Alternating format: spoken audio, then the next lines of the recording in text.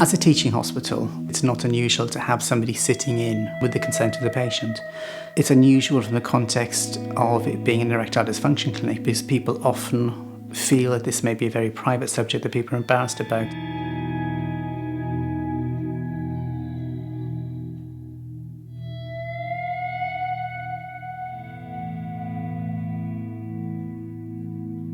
Part of the journey we've made together that I valued most was the privilege of being able to be in this room, because I realised from the very first consultation with the very first man, I understood that this was the first public performance of a very private matter.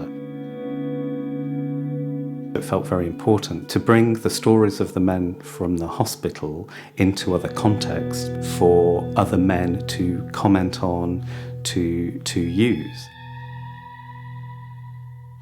As a subject, it is often taken not seriously within the scientific community, or is felt as something that should be kept hidden.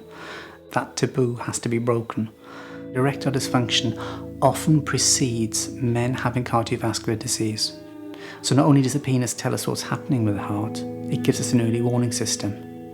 Unfortunately, it on average takes just over 2 years for a man with erectile dysfunction to see a doctor about the problem, which means we've lost 2/3 of the time where we could be intervening to help the man's heart and make his heart stronger and prevent cardiovascular disease.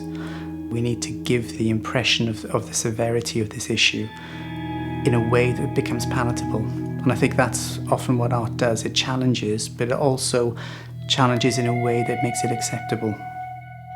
For me, art acts as another. It allows us to look at the things that we can't talk about. It allows us to consider them.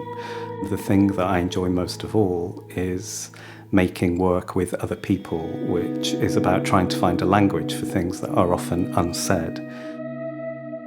Outside of the actual consultation environment, it's also empowered me to talk about it more with more people. So in telling more people that I meet about the fact that I'm working in an arts project, which then engenders conversation about what's it about, and then you can explore the area more widely.